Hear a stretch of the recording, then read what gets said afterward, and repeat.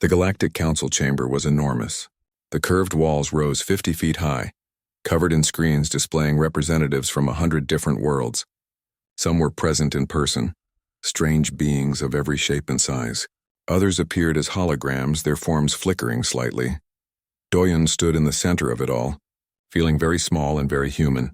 The council speaker, a being made of crystalline structures that chimed when it moved, addressed the assembly. "We are here to discuss the incident on Vareth Prime Station and the actions of the human Han Doyen. 47 Vraken were killed.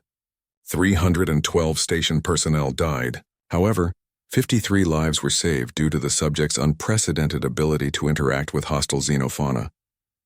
A hologram of a reptilian alien spoke up. "This human claims to control apex predators without technology. Our scientists say this is impossible. We demand he submit to biological testing to determine what modifications he possesses." "I don't have modifications," Doyen said. "I'm just good with animals." Laughter rippled through the chamber. Not all of it was kind. Another representative, this one resembling a floating jellyfish, pulsed with bioluminescence as it spoke. "Humans are classified as a level 3 intelligent species. They lack the neural complexity for true xenofaunal empathy. Either this individual is an anomaly, or he's using illegal technology. Either way, he represents a potential threat." "A threat?" Doyen couldn't help the anger in his voice. "I saved people. How is that threatening?" Commander Zulvek stepped forward. "You violated quarantine protocols. You accessed classified security systems. You interfered with military operations. These are serious crimes. I broke rules to save lives. If that's a crime, I'll accept the punishment." The council speaker chimed softly. "The human's actions, while technically illegal, resulted in minimal civilian casualties during a crisis. However, there are larger concerns. If humans possess an innate ability to control dangerous creatures, this changes the galactic power balance." Screens throughout the chamber lit up with footage from the station. Doyen watched himself approach the Vraken Alpha, saw the creature bow before him. He looked different on screen, almost larger than he was. The cameras made it look dramatic, like something from a legend. A new voice spoke, this one belonging to a human. Choi Daehyun was a representative from Earth's colonial government, a politician with silver hair and expensive suits. "The Galactic Council has long treated humanity as a minor species. We're given limited trade rights, restricted travel, and excluded from major decisions. Perhaps this incident proves we deserve more respect." "This proves nothing," the reptilian representative hissed. "One human with an unexplained ability doesn't represent the entire species." "Then let's test him," another voice suggested. It belonged to Admiral Renth, a tall being covered in metallic scales. "There are 3 beast worlds in Council territory. Planets rich in resources but impossible to colonize due to aggressive megafauna. Every military expedition has failed. If this human can truly communicate with dangerous creatures, let him prove it on Kareth IV." The chamber erupted in discussion. Doyen tried to follow the different arguments flying back and forth. Some council members supported the test. Others called it a waste of time. A few suggested simply dissecting him to study his brain. The council speaker chimed loudly for silence. "The proposal has merit. Han Doyen, you are offered a choice. Submit to biological testing or participate in a controlled expedition to Kareth IV. If you succeed, your actions on Vareth Prime will be pardoned, and humanity's classification status will be reviewed. And if I fail, then we will know the Vraken incident was coincidence, and you will face criminal charges for your violations." Doyen looked up at the hundreds of alien faces watching him. Some curious, some hostile, some indifferent to whether he lived or died. He thought about Mireille and Suyon and little Hana reuniting with her mother. He thought about the Vraken Alpha dying in the sealed sector. "I'll go to Kareth IV," he said. "But I have conditions." The chamber went silent. A human without rank making demands of the Galactic Council was unheard of. "Speak," the council speaker said. "First, no weapons testing. If I survive this, no one tries to weaponize what I can do. Second, any creatures I interact with must be treated ethically afterwards. No capturing them for experiments or entertainment. Third, I choose my own team." Choi Daehyun looked panicked. "You can't make demands." "Yes, I can," Doyen interrupted. "You need me more than I need you. I was fine loading cargo. You're the ones who want to prove something." Admiral Renth's metallic face showed what might have been amusement. Bold, I approve. Your conditions are acceptable, with one addition. Military command assigns one officer to your team for security purposes. Fine, but they follow my lead when dealing with the creatures. Agreed. The vote was quick. The council approved the expedition with a majority. Doyen was given 3 days to prepare. As the session ended and representatives began to disperse, a woman approached him. She was human, in her 30s, with sharp eyes and a lab coat. I'm Park Suyan. We met briefly in the medical bay, I remember. The xenobiologist. I'd like to join your expedition. My expertise could be useful, and I want to study how you interact with alien fauna. This could change everything we know about interspecies communication. It's going to be dangerous, I know, but some discoveries are worth the risk. She smiled. Besides, you said you choose your own team. I'm volunteering. Over the next 2 days, others volunteered. Mirai insisted on coming as medical officer. A human survivalist named Quan Jeho wanted to observe Doyen's methods. Even Yun Taejin showed up, claiming he wanted to document everything for a book deal, though Doyen suspected he was hoping to find profitable opportunities. The military assigned Im Seo-hyun to the team. She was a decorated officer with cold eyes and a reputation for efficiency. She made it clear from the first meeting that she thought this entire expedition was political theater. I've read your file, she said, sitting across from Doyen in the briefing room. Dishonorably discharged from Earth's military for refusing orders. Exiled for insubordination. 5 years of manual labor on various stations. No combat training, no scientific credentials, no rank. That's all accurate. And now you expect me to follow your orders when we encounter creatures that have killed trained soldiers? I expect you to trust that I know what I'm doing when it comes to animals. For everything else, you're in command. Im Seo-hyun studied him for a long moment. Fair enough. But understand this. My priority is keeping this team alive. If your methods fail, I will do whatever is necessary to ensure survival, even if that means putting down every creature on that planet. Let's hope it doesn't come to that. The expedition ship was a military vessel, called the Horizon's Edge. It could hold 20 people comfortably. The team consisted of Doyun's chosen members, Im Seo-hyun's security detail of 6 soldiers, and various scientists and observers from different alien species. As they prepared for departure, Doyen stood in the observation deck watching Verith Prime Station shrink in the distance. Mirai joined him. Having second thoughts? She asked. Many. I've never been to an entire planet full of dangerous animals. The Vraken were contained in a station. This will be different. You saved those people, Doyen. You can do this, and what if I can't? What if the Vraken Alpha submitted because it was injured and dying? What if I just got lucky? Mirai touched his shoulder.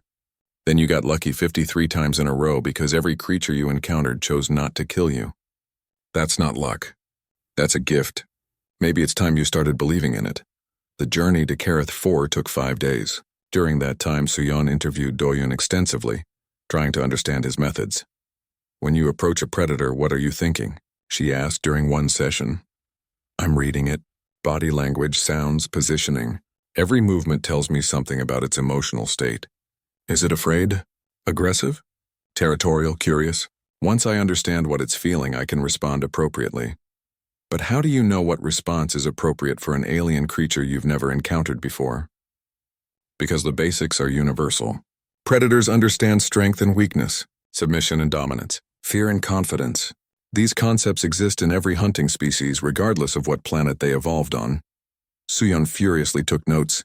And when you make those sounds, the low rumbling, I'm mimicking a non-threatening vocalization.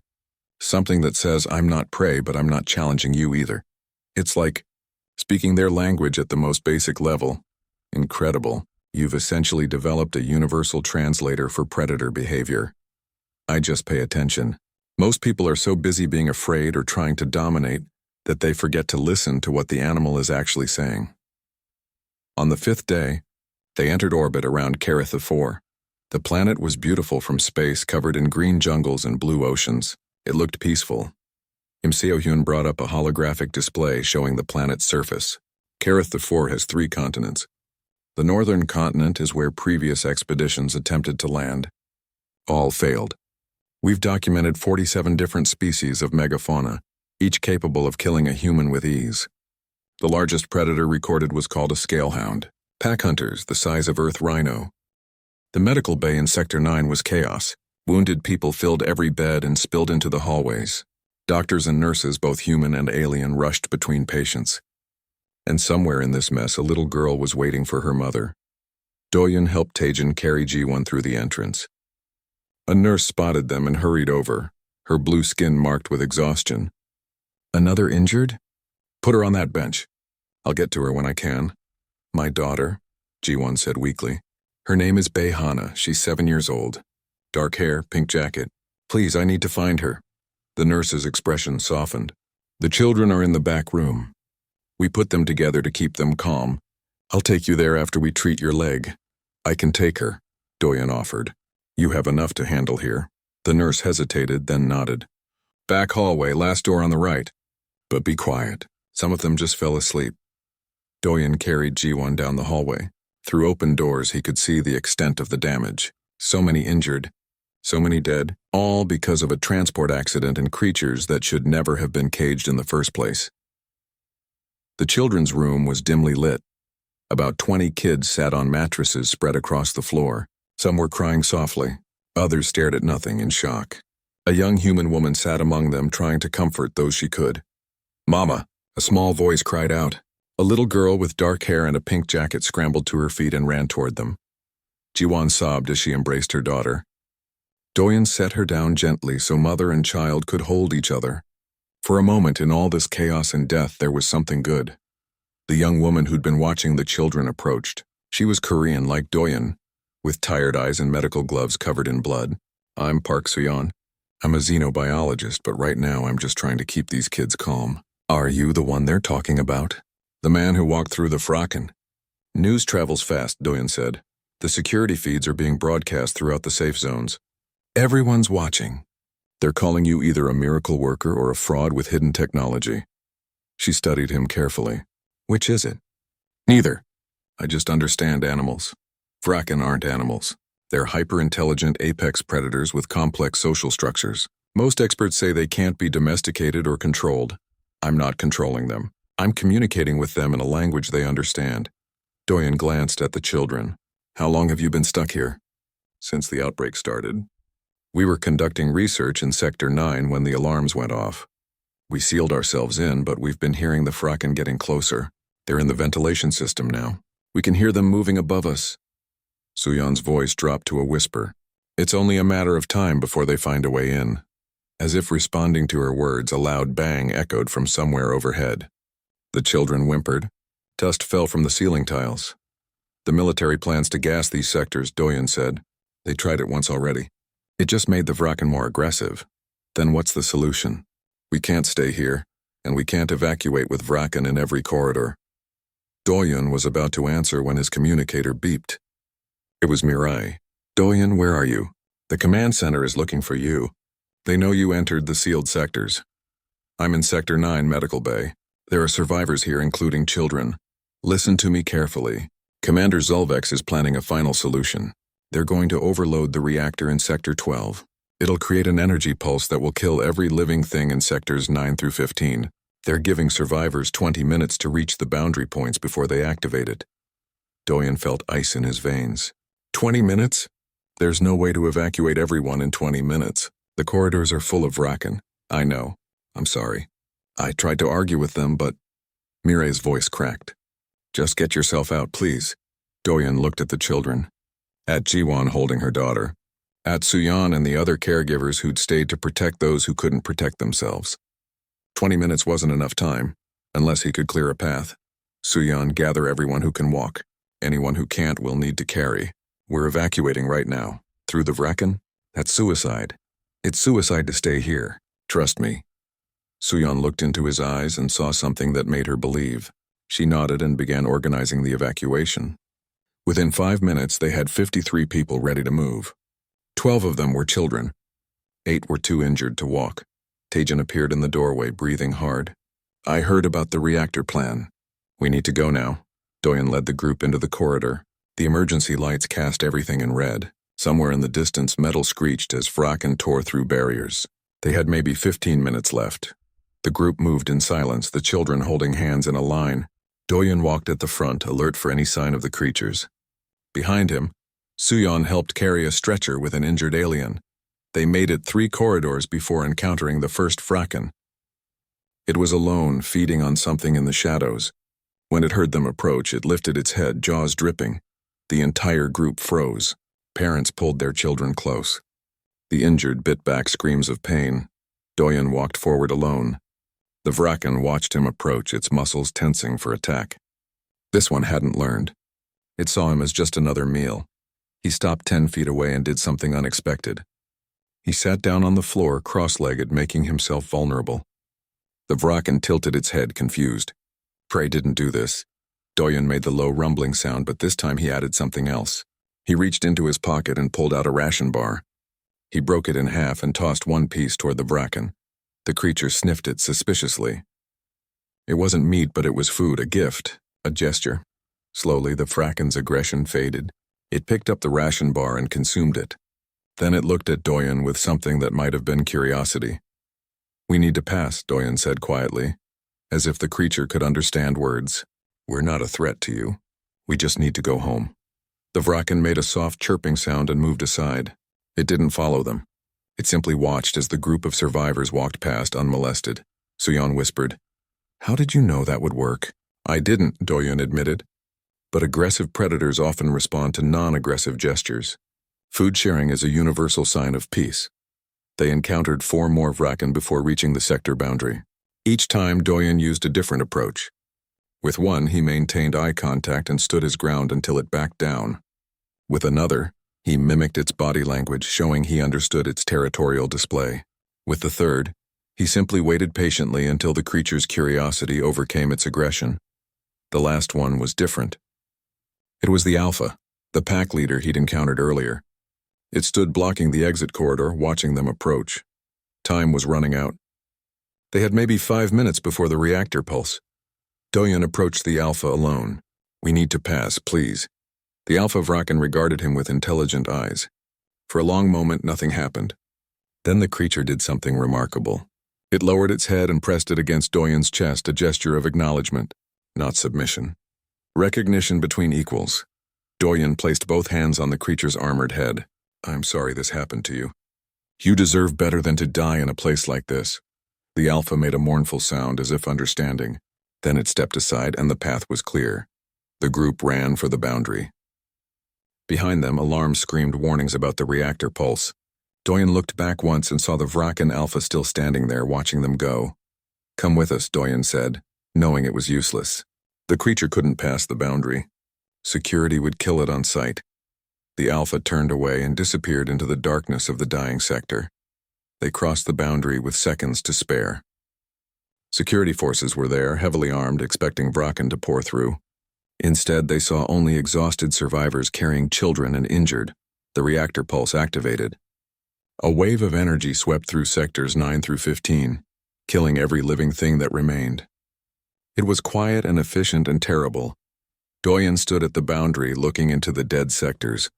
Somewhere in that darkness, the Vraken Alpha had died.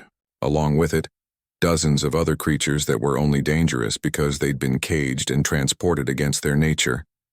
Mirai found him there an hour later. "You saved 53 people. That's incredible." "I killed 47 Vraken," Doyen said quietly. "They didn't have to die. They were killing people because they were terrified and defending themselves. If they'd been treated properly, transported safely, none of this would have happened." He turned to face her. "Animals aren't the problem. It's what we do to them that creates monsters."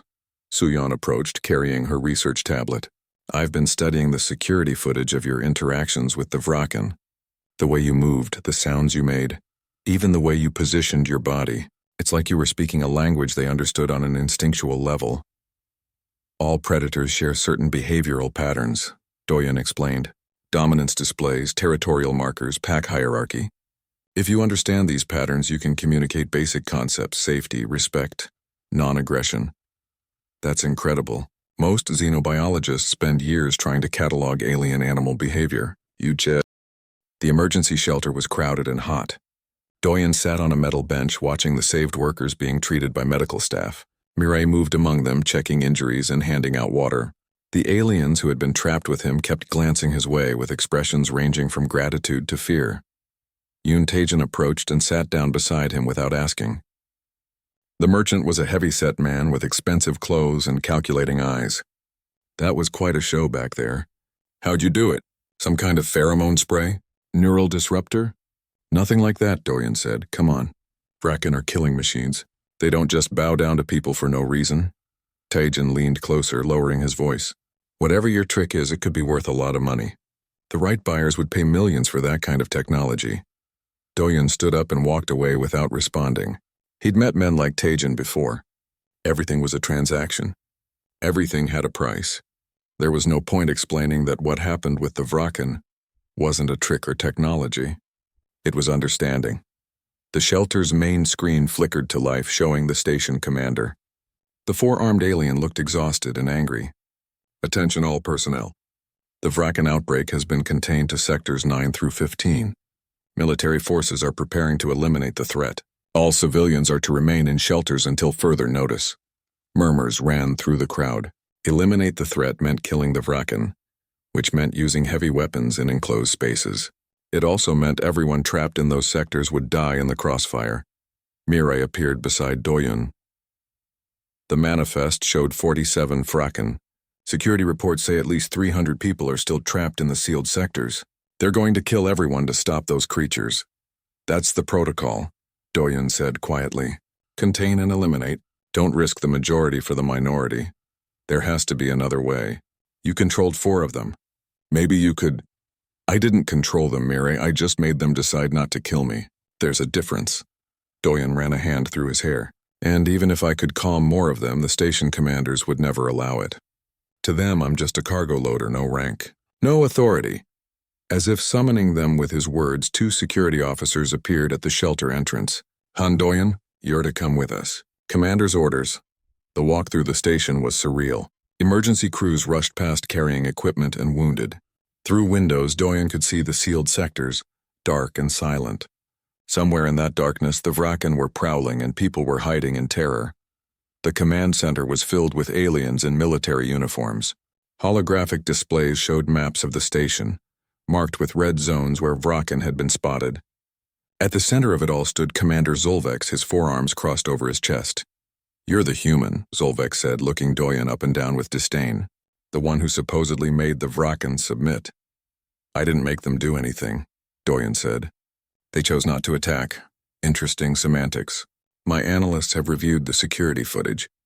They claim it's impossible. Vraken don't have submission behavior in their nature. They're pure predators. All predators understand hierarchy, Doyun replied. They know when something is above them in the order of things. Zolvex's eyes narrowed. And you claim to be above them? One human without weapons or armor? I don't claim anything. I just know how to read their behavior and respond appropriately. One of the other officers, a reptilian creature with bronze scales, spoke up. Commander, perhaps we should utilize this human. If he can pacify even a few more Vraken, we could reduce casualties. Absolutely not, Zolvex interrupted. We follow protocol. The Vraken are a Class 5 threat. The only response is elimination. We don't negotiate with animals and we don't risk our forces on the unproven abilities of a cargo worker. Then why did you bring me here? Doyun asked. To determine if you used illegal technology. If you did, you'll be arrested. If you didn't, then what happened was a statistical anomaly. Either way, you have no role in the solution. Zolvex waved a dismissive hand. Return to the shelter. We'll handle this the proper way. Outside the command center, Doyun found Yuntajan waiting. The merchant smiled. I thought that might go poorly.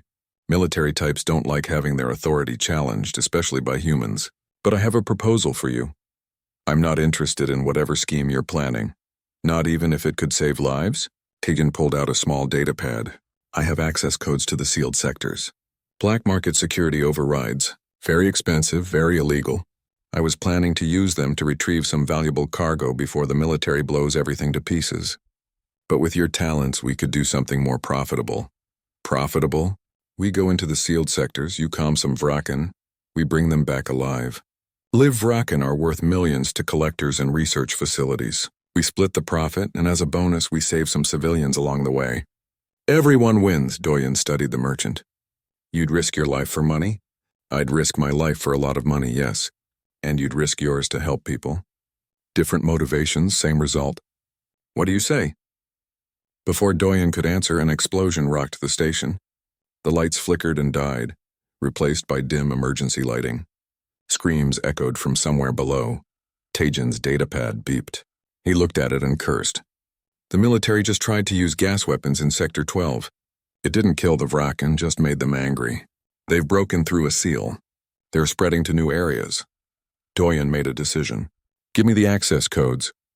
Does this mean? It means if I'm going in there anyway, I might as well have a way to move around. But we're not capturing anything. We're getting people out. Taijin grinned and transferred the codes. Whatever you say. I'll follow your lead. They made their way to Sector 11, using maintenance corridors to avoid security. The access code worked and a heavy door slid open with a hiss. Beyond it lay darkness and the smell of blood. Doyen's eyes adjusted slowly. The corridor was damaged with sparking wires and broken panels. In the distance, he could hear the clicking of Vraken legs and the whimpering of hiding survivors. Stay behind me, Doyen said. Don't make sudden movements. Don't run no matter what you see. They moved deeper into the sealed sector. Bodies lay in the corridors, both alien and human. The Vraken had killed many in their initial rampage. Doyen felt a familiar anger rising in his chest.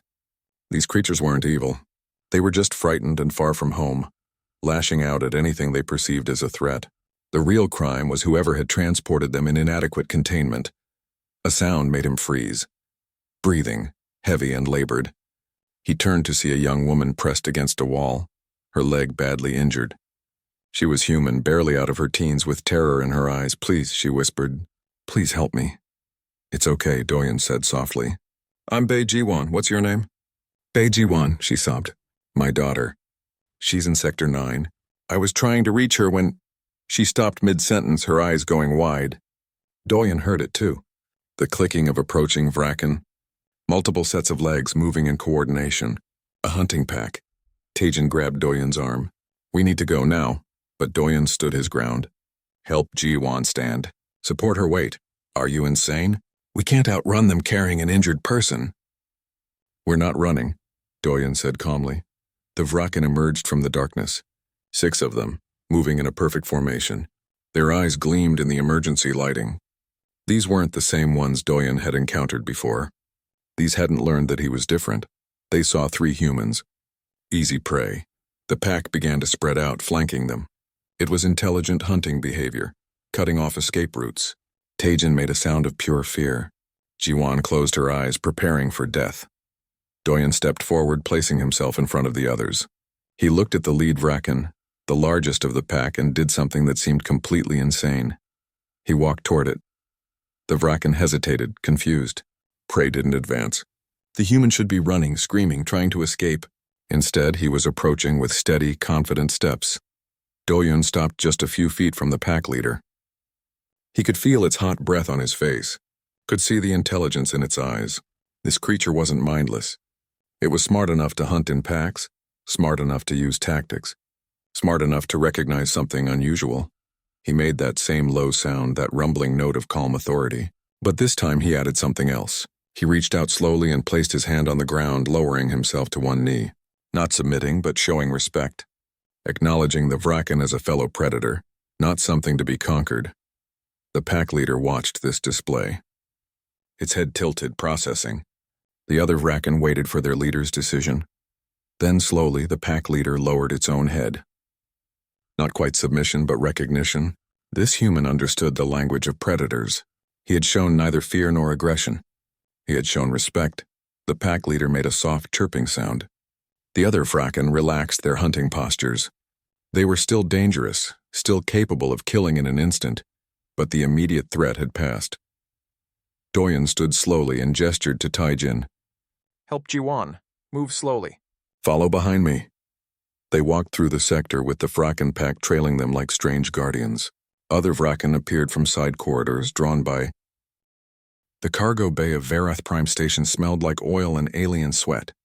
Han Doyen lifted another metal crate onto the loading platform, his muscles aching from 10 hours of work. Around him, dozens of alien species moved through the massive docking area. Some had 4 arms. Others had scales or fur or skin that changed colors. They barely looked at him. To most of the galaxy, humans were just another species trying to survive. Doyen didn't mind being invisible. He preferred it that way. He wore simple gray work clothes covered in grease stains. His dark hair was messy and too long. His hands were rough from years of manual labor. Nobody looking at him would guess that he once wore a military uniform. Nobody would know that he'd been dishonorably discharged and exiled from Earth. That was 5 years ago. Now he was just another worker on a trading station at the edge of known space. "Doyen," a voice called out. He turned to see Kang Mirai walking toward him. She was one of the few humans on the station, a medical officer with kind eyes and a perpetual frown of concern. "You've been working a double shift again. You need to rest." "Rent doesn't pay itself," Doyen said with a small smile. Mirai shook her head. "You're going to collapse one of these days. Come on, at least take a break. I'll buy you something to drink." Before Doyen could answer, alarms began screaming throughout the station. Red lights flashed along every wall. The automated voice of the station's computer echoed through the speakers. "Emergency. Docking Bay 3 has experienced catastrophic hull breach. All personnel evacuate immediately. Emergency Docking Bay 3. The ground shook. Somewhere above them, metal groaned and tore. Doyen grabbed Mirai's arm to steady her as workers around them began running. Aliens of every size and shape stampeded toward the exits, pushing and shoving in panic. "What's happening?" Mirai shouted over the noise. "Hull breach," Doyen said. "Something crashed into the docking bay." More alarms joined the first. Through the chaos, Doyen heard screaming. Not the screams of fear from the running workers. These were screams of pain and death. They came from the direction of Docking Bay 3. Station security forces rushed past them, heavily armed with plasma rifles and energy shields. Their commander, a tall alien with 4 arms and purple skin, was shouting orders. "Seal all exits to Docking Bay 3. Nothing gets through. Evacuate sectors 9 through 12. "What crashed?" one of the security officers asked. "Cargo ship from the Outer Rim," the commander responded. It was carrying live specimens. The containment fields failed. Doyen felt his blood go cold. Live specimens. That meant creatures. Dangerous ones if they were being transported in containment fields. "We need to go," he said to Mirai, pulling her toward the nearest exit. But they were too late. The automated security doors began sliding shut, cutting off escape routes throughout the lower cargo district. Doyen and Mirai found themselves trapped with about 30 other workers, a mix of humans and aliens. The heavy doors sealed with a hiss, locking them in. One of the aliens, a small creature with 6 eyes, began wailing. "They're sealing us in. They're abandoning us." A human merchant named Yun Taijin pounded on the door. "Open this. You can't leave us here." But there was no response. The station's emergency protocol was clear. When faced with a deadly threat, seal it off and protect the majority. The people trapped in contaminated zones were considered acceptable losses. More screaming echoed through the corridors. "Closer now. What's in that cargo ship?" Mirai whispered. Doyen moved to a wall panel and accessed the station's manifest. His security clearance had been revoked years ago, but he still remembered old access codes. The screen flickered to life. He scrolled through the crashed ship's cargo list and felt his stomach drop. "Vraken," he said quietly. "What's a Vraken?" Taijin demanded. "Apex predators from the Outer Rim. 6 legs, armored skin harder than titanium, hunt in coordinated packs. They're considered unkillable by conventional weapons." Doyen looked at the number on the manifest. The ship was carrying 47 of them. The group fell silent. Even the aliens who didn't know what Vraken were understood the fear in everyone's voices. "We're dead," someone whispered. The sound of heavy footsteps approached. Not human footsteps. These were heavier, with a strange clicking rhythm. 6 legs moving in perfect coordination.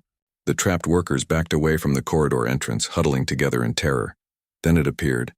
The Vraken was massive, easily the size of a small transport vehicle. Its body was covered in overlapping armored plates that gleamed like dark metal. 6 powerful legs ending in claws that could tear through steel. Its head was elongated, with rows of teeth and eyes that reflected the red emergency lights. When it breathed, steam came from vents along its sides. The creature's head swiveled, scanning the group of trapped workers. Its eyes locked onto them. It made a sound, a deep rumbling growl that vibrated in Doyen's chest. Everyone screamed. They pressed back against the sealed door. as far from the creature as possible. Some were crying. Others were frozen in terror. The Vraken took a step forward, then another. It was in no hurry. It knew they had nowhere to run. Doyun watched the creature carefully. He noticed the way it moved, the position of its head, the tension in its muscles. He'd seen this behavior before, years ago, in a different life. This wasn't the movement of a mindless killer. This was a predator assessing prey, deciding which target to strike first. The creature's eyes fixed on the small, six-eyed alien who was still wailing in panic. The Vraken's muscles tensed. It was preparing to pounce. Without thinking, Doyun stepped forward. Away from the group. Away from safety. Doyun, Mirai hissed. What are you doing? He didn't answer. He walked slowly toward the Vraken, placing himself between the creature and the other workers. Everyone thought he'd gone insane. Yoon Taejin reached out to pull him back, but Mirai stopped him. Wait, she whispered. Just wait. Doyun stopped about 10 feet from the Vraken. The creature's attention shifted to him immediately. It was larger up close, so massive that Doyun barely reached its shoulder. It could kill him in seconds. One swipe of those claws and he'd be torn in half. But Doyun didn't run. He didn't scream. He didn't even raise his hands in defense. He simply stood there and looked directly into the Vraken's eyes. The creature tilted its head, confused. Prey didn't do this. Prey ran. Prey screamed. Prey showed fear. This human was doing none of those things. Doyun took a slow breath and made a sound. It came from deep in his throat, a low rumbling note that was almost like the Vraken's own growl, but different. Calmer. More controlled. The sound of something that wasn't afraid. The Vraken took a step closer. Its massive head was now inches from Doyun's face. He could smell its breath, hot and rank. He could see his reflection in its dark eyes. He didn't move. Didn't blink. Didn't break eye contact. The workers behind him were holding their breath, waiting for the inevitable attack. But it didn't come. Instead, something impossible happened. The Vraken lowered its head. Slowly, deliberately, it crouched down, bringing its body closer to the ground. Its eyes never left Doyun's, but the aggression was gone. The predatory tension had melted away. It was submitting. Doyun reached out slowly and placed his hand on the creature's armored head. The Vraken made a soft sound, almost content, and pressed against his palm like a dog seeking affection. Behind him, Doyun heard gasps of disbelief. Through the security cameras mounted in the ceiling, he knew the station's authorities were watching this. They would be just as shocked. How? Taejin breathed. How is this possible? Doyun didn't answer. He kept his hand on the Vraken, maintaining that connection. The creature wasn't tame. It wasn't controlled. It had simply recognized something in Doyun that made it choose not to attack. Something that told it this human was not prey. More clicking footsteps echoed in the corridor. 3 more Vraken appeared, drawn by the sounds of the first. They saw their pack member crouched before a human and stopped, confused. Doyun turned his head slowly to look at them. He made the same low sound again, that rumbling note of calm authority. The 3 Vraken hesitated, then one by one, they too lowered themselves to the ground. The workers watched in absolute silence as 4 massive killing machines, creatures that had just slaughtered dozens of people throughout the station, sat peacefully before a single unarmed human. Doyun knew this peace was fragile. The slightest wrong move, the smallest sign of fear, and the Vraken would remember they were predators. But for this moment they saw him as something else, something higher in the natural order than prey, something they instinctively deferred to. Everyone moved slowly, Doyun said quietly, not taking his eyes off the Vraken. Walk toward the maintenance corridor on the left. Don't run. Don't make sudden movements. Just walk. The workers obeyed, moving like ghosts past the crouching predators. Mirai was the last to go, her eyes filled with questions and wonder. Doyun gave her a small nod. When the workers were safe, Doyun slowly backed away from the Vraken. They watched him but didn't follow. He'd given them no command, no order. He'd simply shown them he wasn't afraid, and that had been enough. As he turned to join the others, one thought ran through his mind. The galaxy was about to learn something about humans that they'd forgotten, something that Doyun had always known but never wanted to prove. The air on Carathafor was thick and humid. It smelled of vegetation and something else, something wild and ancient. Doyun stood at the edge of the clearing, watching the tree line. The jungle was alive with sounds. calls and cries of creatures he'd never heard before. Im Seo-hyun's security team had already set up a perimeter, weapons ready. They looked nervous, eyes constantly scanning the shadows between the trees. Doyen didn't blame them. This place felt dangerous in a primal way. Sensors are picking up movement, one of the soldiers reported. Multiple large signatures approximately 200 meters west. Scalehounds, Suyeon said, checking her data tablet. A pack of 6 based on the heat readings. They're moving toward us. Im Seo-hyun raised her weapon. Everyone inside the ship. We'll wait until they pass. No, Doyen said. That's exactly the wrong approach. Excuse me? If we hide in the ship, we're telling them we're afraid. Prey hides. We need to show them we belong here. Doyen started walking toward the tree line. Are you insane? Im Seo-hyun grabbed his arm. Those things have killed entire military teams. Because the military teams shot at them. We're not going to shoot. We're going to introduce ourselves. Mirai looked worried. Doyen, maybe we should establish a safe base first. Learn more about the local fauna before direct contact. They already know we're here. Our ship landing announced our presence. If we act like invaders, they'll treat us like invaders. If we act like visitors, maybe they'll accept us. Kwon Jae-ho checked his rifle. I'm coming with you. Someone needs to watch your back. No weapons, Doyen said firmly. Weapons mean threat. I go alone. Im Seo-hyun stepped in front of him. I can't allow that. My orders are to keep this team safe. Walking unarmed toward apex predators is not safe. Your orders are also to follow my lead when dealing with creatures. This is me leading. Trust me or don't, but I'm going either way. They stared at each other for a long moment. Finally, Im Seo-hyun stepped aside. If you die, I'm putting death by stupidity on the report. Doyen walked into the jungle alone. The sounds of the expedition camp faded behind him, replaced by the rustle of leaves and the calls of alien birds. His heart was pounding, but he kept his breathing steady. Fear was natural. Letting fear control you was the problem. He found them in a small clearing. 6 scalehounds, exactly as described. They were massive, each one easily the size of an earth rhino, with thick muscular bodies covered in sharp quills. Their heads were broad with powerful jaws. They moved with surprising grace for such large creatures. The pack had been drinking from a stream. When Doyen appeared, they all turned toward him. 6 pairs of eyes locked onto the human.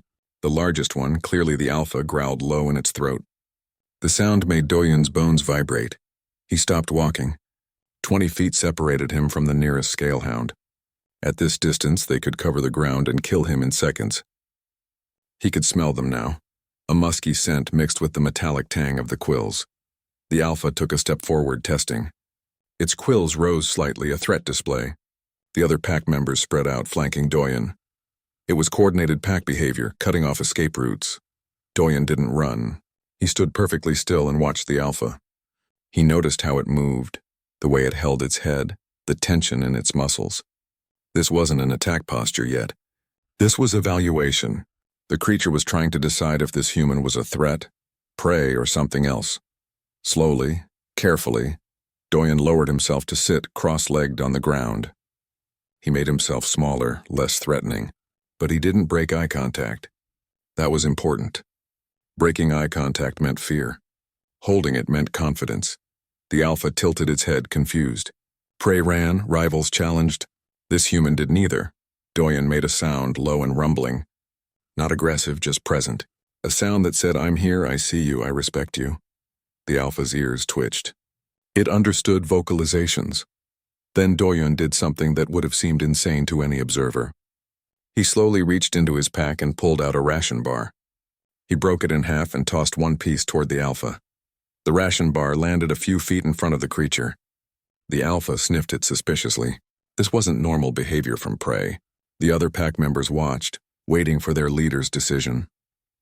The alpha took another step forward, its massive head lowered to the ration bar. It sniffed again, then carefully took it into its mouth. The taste was strange, not meat, but not unpleasant. It was a gift, a gesture of peace. The alpha looked at Doyen with what might have been curiosity. Then it made a soft huffing sound and sat down on its haunches. The threat display ended. The other pack members relaxed, no longer in hunting formation. Doyen stayed sitting for another 10 minutes. He didn't approach. He didn't try to touch them. He just existed in their space, showing them through his calm presence that he wasn't a danger. Eventually, the pack lost interest and returned to drinking from the stream, occasionally glancing at the strange human who sat peacefully nearby. When Doyen finally stood and walked back to camp, the scalehounds watched but didn't follow. They had accepted his presence. For now, that was enough. The expedition team was waiting at the edge of the clearing. Im Seo-hyun looked like she'd aged 10 years.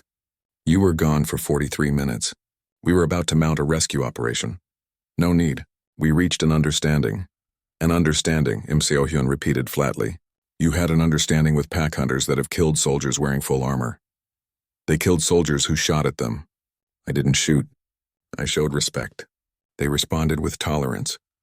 Doyen looked at the assembled team. That's how we survive here. We act like we belong, not like we're trying to conquer.